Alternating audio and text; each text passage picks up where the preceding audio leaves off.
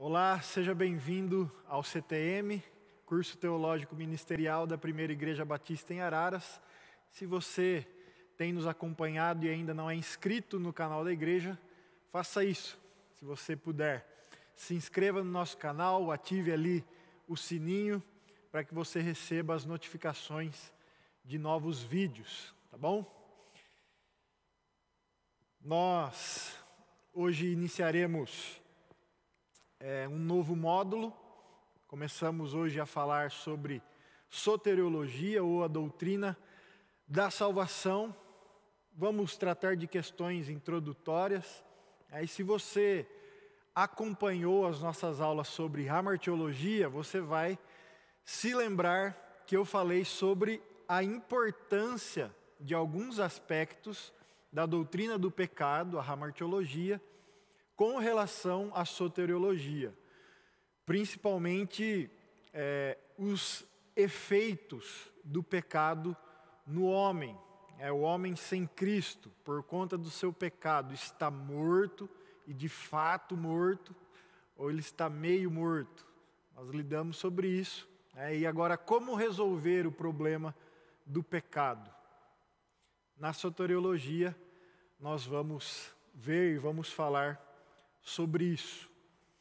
Teremos assuntos aqui, durante esse módulo, que são motivo de muita discussão no campo da teologia.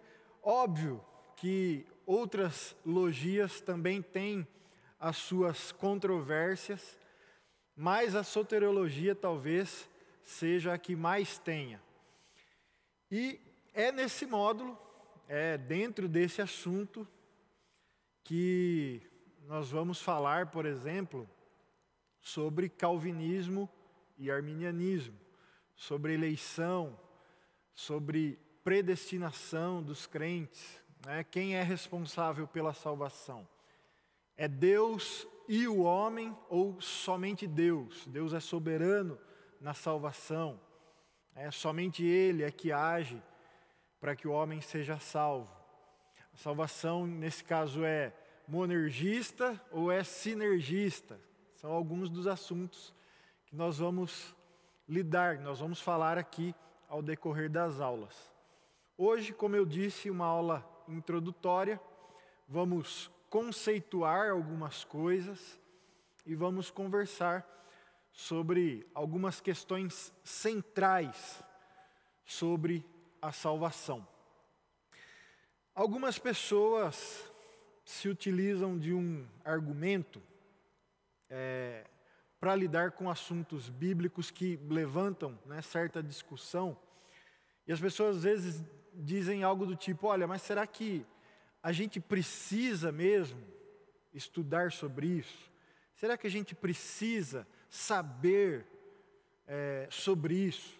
Com relação à salvação, será que a gente não... Será que só o básico já não está bom? É fato que Deus deseja que nós cresçamos no pleno conhecimento de quem Ele é e da sua obra. Então, tudo que a Bíblia revela sobre Deus é vontade dEle que nós conheçamos e que nós conheçamos em profundidade, em plenitude. Nós precisamos buscar isso. Deus se agrada com isso. É óbvio que Deus ele não revelou tudo sobre si mesmo.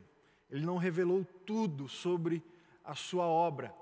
Mas tudo o que Ele revelou sobre si e sobre a sua obra, nós devemos conhecer. Algumas coisas, alguns assuntos, eles não são de fácil compreensão. Outros assuntos, claro, temos assuntos que a gente consegue compreender facilmente, mas outros são mais complexos. E a soteriologia é um desses assuntos, que muitas questões são de fato complexas. A salvação em si, a salvação em Cristo, é algo muito simples. É pela graça por meio da fé. Então, para que alguém seja salvo, não é necessário que seja um grande estudioso, que consiga aí entender todas as complexidades das Escrituras. Não. O indivíduo é salvo quando crê, quando crê em Cristo Jesus verdadeiramente como seu único e suficiente Salvador. Então, a salvação em si, ela é muito simples. Isso está disponível a todos, pessoas sem nenhum estudo, crianças, conseguem chegar à salvação por meio da fé. Então está disponível a todas as culturas, por exemplo. Então, como eu disse, é simples. Mas, ao nos debruçarmos sobre a Escritura, para entendermos melhor como se dá o processo da salvação, aí sim nós percebemos que existem algumas dificuldades e algumas complexidades. Como em quase todos os temas teológicos, não existe uma uniformidade no pensamento cristão protestante com relação à soteriologia. A igreja cristã evangélica no mundo, ela se divide em alguns posicionamentos principais, são sistemas soteriológicos, são os ismos que nós conhecemos, calvinismo, arminianismo, existem outros, semipelagianismo, enfim, são sistemas que tentam explicar como acontece a salvação de seres humanos, tentam explicar esse processo da salvação, que, como eu disse, em si é simples, é crer, é por causa da graça, por meio da fé. Mas os sistemas tentam explicar como isso se dá. E todos eles são baseados, ou pelo menos tentam se basear nas Escrituras. Praticamente todos os sistemas tratam da salvação pela fé, então eles vão concordar em pontos centrais, mas eles equacionam de forma diferente a relação entre a soberania de Deus e a responsabilidade humana. Alguns sistemas darão mais peso para a responsabilidade humana, enquanto outros sistemas irão praticamente excluir essa responsabilidade dos seres humanos na salvação. Alguns pensamentos, algumas posições dentro desses sistemas são mais problemáticos, alguns chegam a ser, assim, heréticos mesmo, algumas posições são complicadas, mas de forma geral é possível conviver com aquele que pensa diferente, até porque, como eu disse, em temas centrais, a maioria concorda, tá? Então, vamos lá, vamos falar sobre salvação, sobre soteriologia, salvação que é pela graça. E eu quero ler com você alguns versos que nos mostram isso claramente. A Escritura fala de maneira ampla sobre a salvação ser pela graça. Eu quero ler alguns versos. Romanos, capítulo 3, versos 23 e 24. Pois todos pecaram e estão destituídos da glória de Deus, sendo justificados gratuitamente por sua graça, por meio da redenção que há em Cristo Jesus. Causa da salvação, graça de Deus. Outro verso, Atos, capítulo 15, versos 10 e 11. Aqui o contexto é com relação à conversão de gentios, tá bom?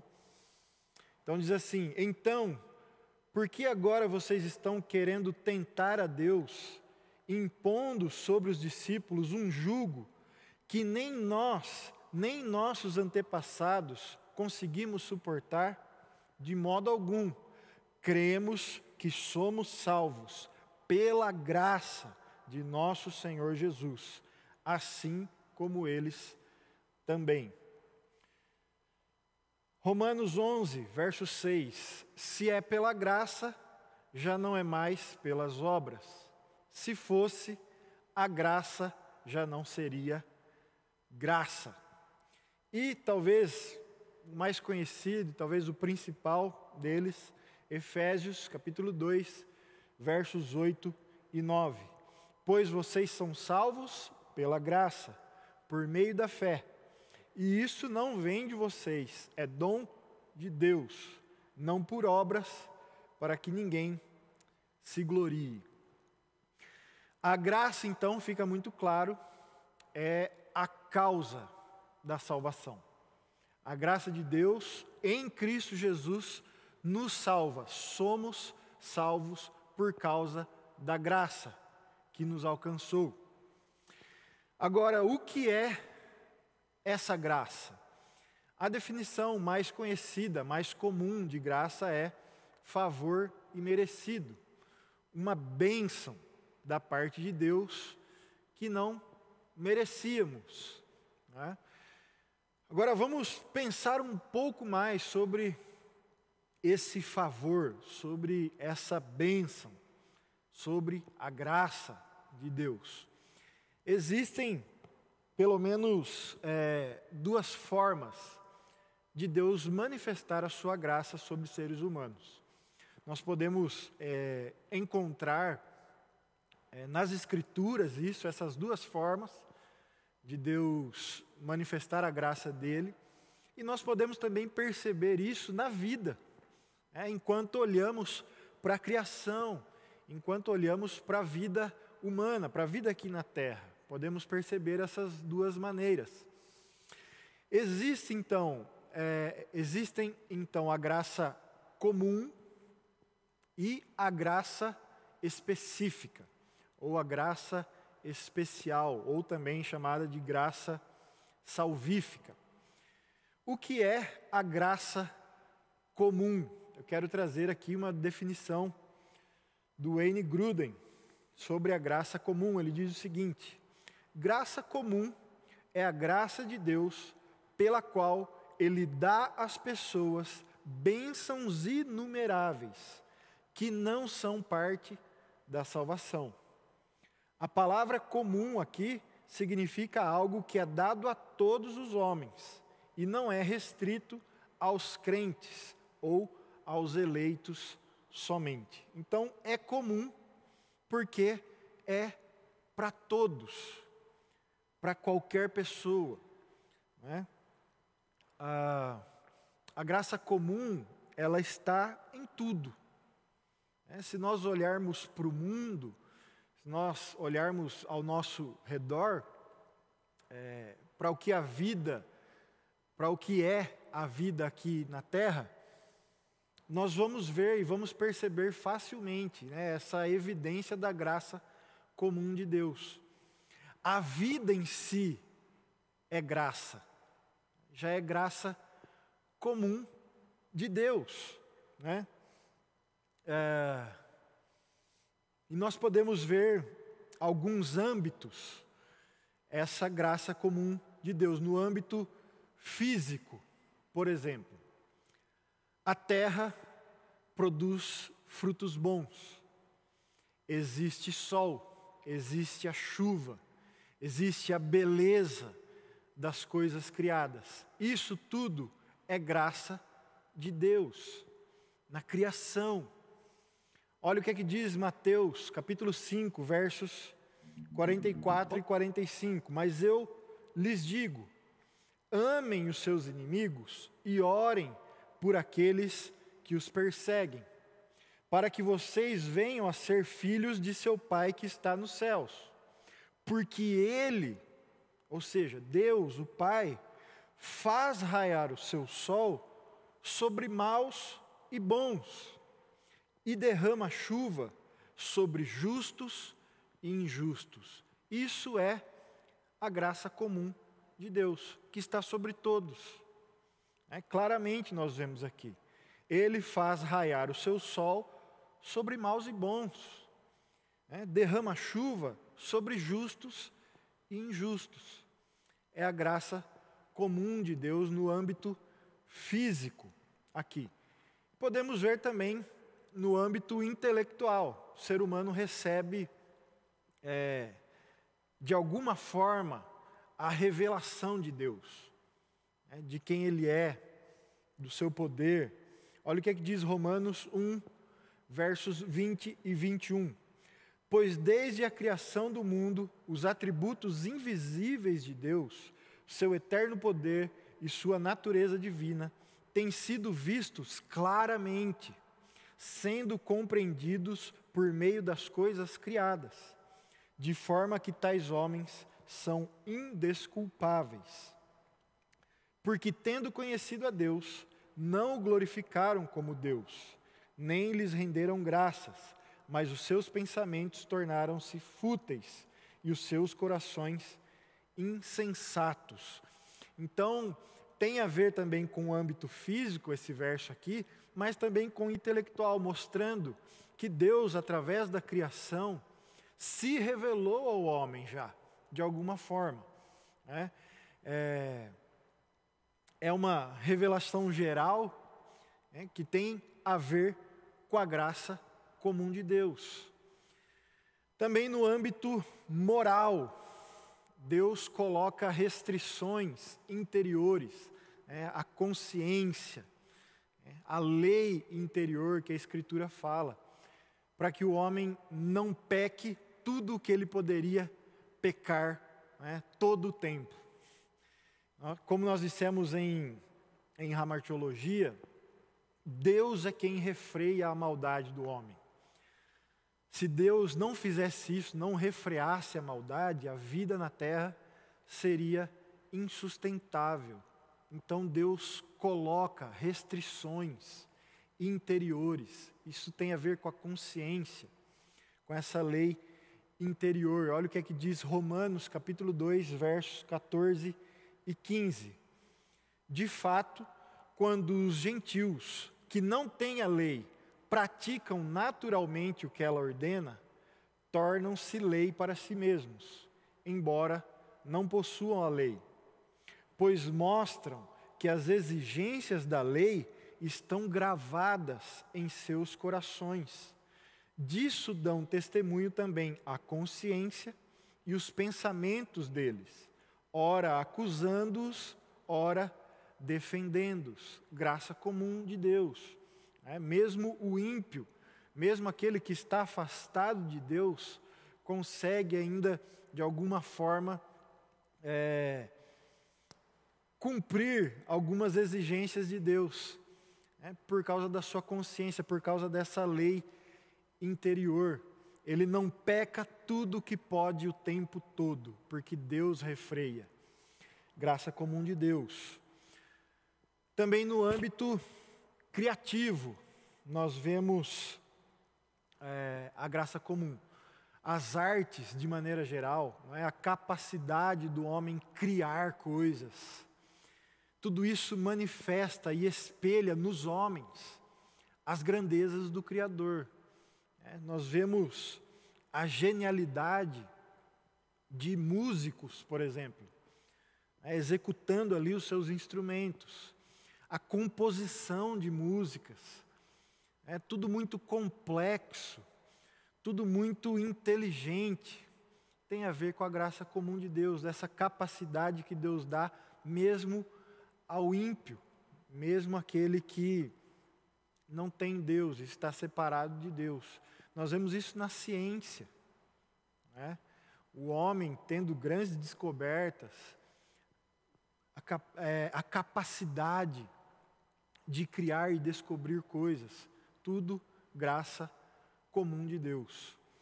Também no âmbito social, Deus permite que o homem tenha laços sociais, relacionamentos profundos entre pessoas, entre seres humanos. Mesmo os incrédulos, Até os incrédulos podem experimentar de certa forma, claro que não de maneira plena, mas podem de certa forma experimentar resquícios do que é o amor, do que é a alegria, que são virtudes que provêm de Deus e que Ele permite que todos tenham acesso por causa da graça comum. É importante frisar que a graça comum ela não é a graça que salva. Ela é derramada sobre toda a criação, sobre todo o homem, mas ela não tem como objetivo, ela não objetiva a salvação. Por isso que nós dissemos que existem duas formas de Deus manifestar sua graça. Falamos então aqui da graça comum e agora nós falaremos sobre a graça especial, a graça específica ou a graça salvífica. Essa é a graça então que nós vemos nos versos que lemos, falando da salvação pela graça, se trata dessa graça específica. Ela se manifesta para a salvação do crente. Nós podemos dizer que todos os seres humanos desfrutam da graça comum, mas somente os cristãos desfrutam da graça especial. A graça é esse presente que vem de Deus para nós. Não há nada que nós pudéssemos fazer para merecer isso. Tudo o que nós podemos fazer é receber, é desfrutar desse presente que Deus nos dá e que não merecemos. Existe uma certa confusão quando se fala da graça específica, da graça que vem para salvar. Existe uma confusão quando se coloca frente a frente lei e graça.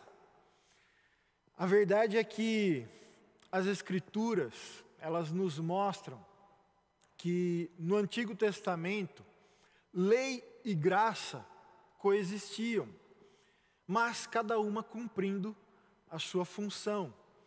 A lei, ela jamais salvou. Nunca ninguém foi salvo pelo cumprimento da lei. Desde sempre o papel da lei é mostrar o quanto é impossível para o homem atingir o padrão de Deus. Esse sempre foi o papel da lei. Olha o que é que diz Atos, capítulo 13, versos 38 e 39. Portanto, meus irmãos, quero que saibam que mediante Jesus lhes é proclamado o perdão dos pecados. Por meio dele, todo aquele que crê é justificado de todas as coisas, das quais não podiam ser justificados pela lei de Moisés. O papel da lei sempre foi mostrar para o homem o quanto ele é pecador. A lei denuncia isso. Olha o que é que diz Romanos, capítulo 3, versos 19 e 20. Sabemos que tudo que a lei diz, o diz àqueles que estão debaixo dela, para que toda boca se cale e todo mundo esteja sob o juízo de Deus.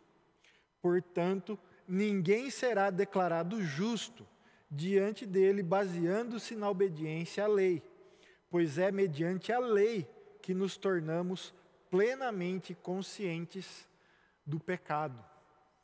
Percebe qual é o papel da lei aqui? Alguns fazem confusão, dizendo que antigamente a salvação, lá no Antigo Testamento, era pelo cumprimento da lei. E a verdade é que nunca foi. Sempre foi a graça de Deus quem salvou. Olha o que diz Romanos capítulo 5, versos 20 e 21. A lei foi introduzida para que a transgressão fosse ressaltada. Mas onde aumentou o pecado, transbordou a graça. a fim de que, assim como o pecado reinou na morte, também a graça reine pela justiça, para conceder vida eterna mediante Jesus Cristo, nosso Senhor. Então, desde sempre, foi e é assim. Com relação à salvação, a lei só mostra para os seres humanos o quanto eles são pecadores. Ela não salva, nunca salvou. A graça é que salva. Abraão, Moisés, Davi, Isaías, todos os que creram no Antigo Testamento foram salvos pela graça de Deus por meio da fé. Aqueles que viveram antes de Jesus, antes do episódio da cruz, de alguma forma foram salvos pela graça, por meio da fé no Messias que viria, no Messias prometido. E aqueles que viveram depois do episódio da cruz são salvos pela graça, por meio da fé no Messias que já veio. A Escritura, ela nos apresenta então, como eu disse, a graça como causa da salvação e um outro elemento importante no processo que é o meio da salvação, que é a fé. Então nós explicamos que Deus manifesta a sua graça de duas formas, uma que salva e a outra que não salva. E no caso da fé é muito parecido. Por quê? Porque existe a fé de maneira geral, muitos tipos e formas de fé, e existe a fé salvadora, a fé salvífica, ou a fé que chamamos de fé verdadeira. O ser humano, ele é capaz de exercer fé, de maneira geral. Seja ele quem for, o incrédulo é capaz de exercer fé, de maneira geral. Qualquer ser humano. Agora, falando especificamente sobre a fé cristã, o teólogo Louis Berkhof, ele faz uma divisão e ele dá nomes diferentes para pelo menos 4 tipos de fé relacionadas ao Senhor Jesus, relacionadas à sua obra. E é muito interessante, eu quero trazer aqui para você um resumo do pensamento dele. Olha o que ele fala, 4 tipos de fé. Fé histórica. O que seria fé histórica? Pura e simples apreensão da verdade, vazia de qualquer propósito moral ou espiritual. Expressa mais a ideia de que esta fé aceita as verdades da Escritura, como uma pessoa poderia aceitar um relato histórico, no qual ela não está interessada pessoalmente. Esta fé pode ser resultado da tradição, da educação ou da opinião pública. É fé humana e não divina. A gente vê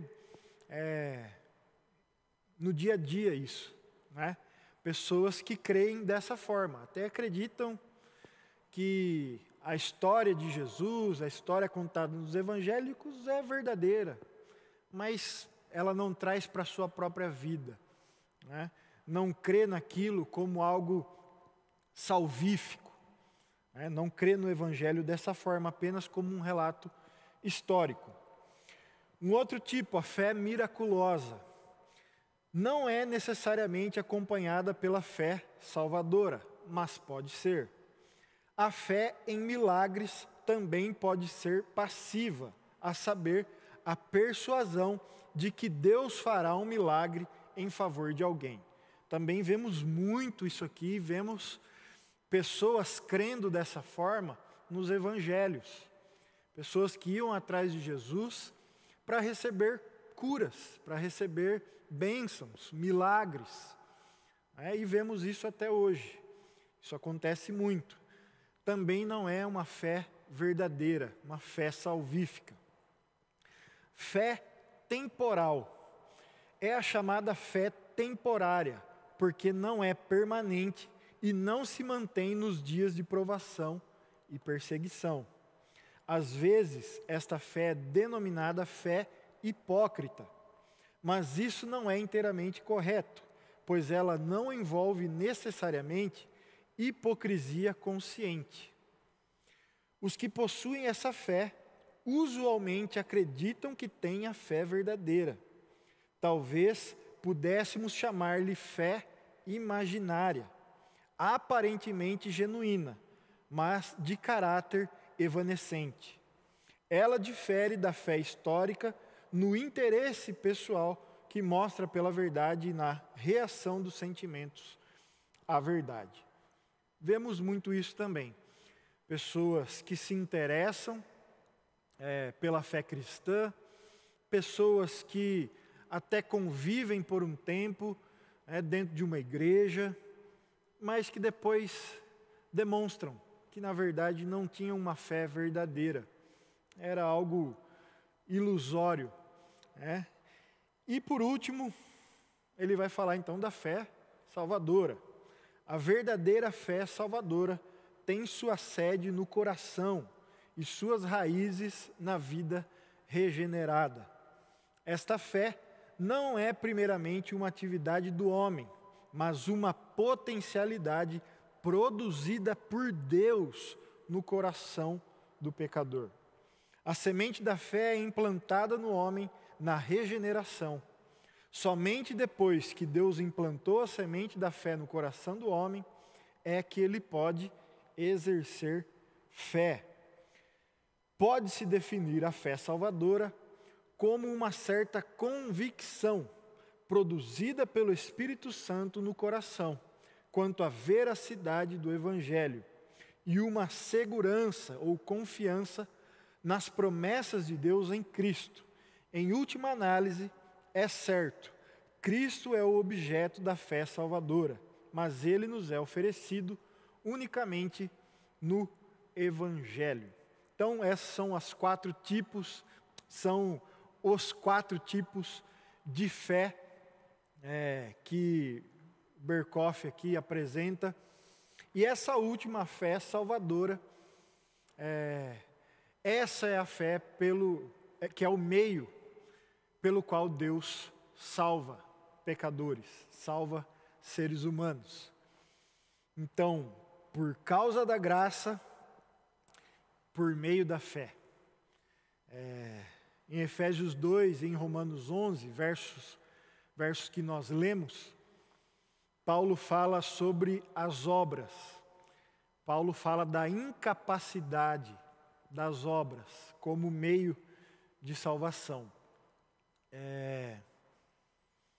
A maneira como Paulo entende obras é diferente do entendimento da maioria das pessoas do nosso tempo. Muito por conta do ensino católico romano, as pessoas, quando leem a palavra obras nas Escrituras, elas pensam em ações de caridade, pensam em ações de ajuda ao próximo, em boas ações.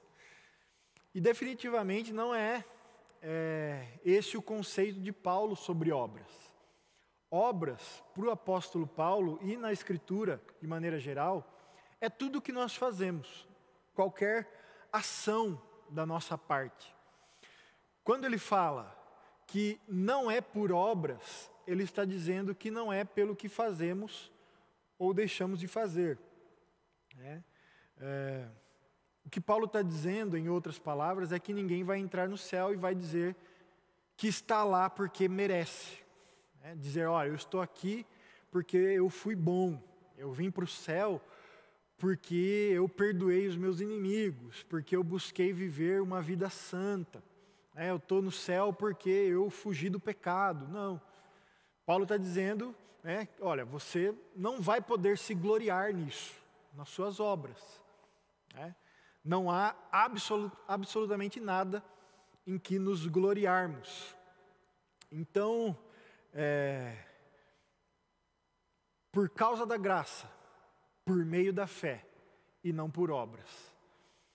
Então, existe sempre essa contraposição de fé e obras, sempre que se fala da salvação. O meio, o único meio, é a fé. Está dentro dos 5 solas, né, da fé protestante. Somente a graça. Graça como causa. Somente a fé como meio. Não por obras. As obras não salvam. Elas não têm como salvar. Somente a fé em Jesus. Então, é isso. Demos início ao tema.